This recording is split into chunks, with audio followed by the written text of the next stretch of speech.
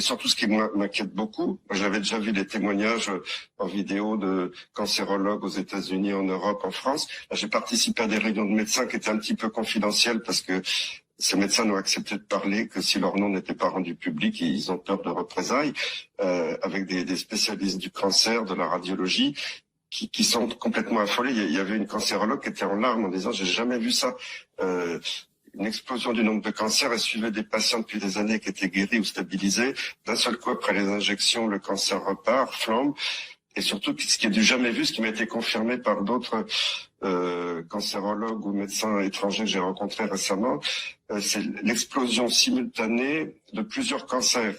On peut faire le cancer du sein, de l'utérus ou du foie et d'un autre organe quasiment en même temps. Alors ça c'est déjà vu, mais c'est normalement tout à fait exceptionnel. Là, ça devient beaucoup plus fréquent. Et même on m'a cité l'exemple d'une personne qui avait un cancer du poumon avec 7 tumeurs différentes. Et le chirurgien avait jamais vu ça. Et il y avait les caractéristiques cellulaires des cancers étaient différentes d'une tumeur à l'autre. C'est non plus du jamais vu dans l'histoire de la cancérologie.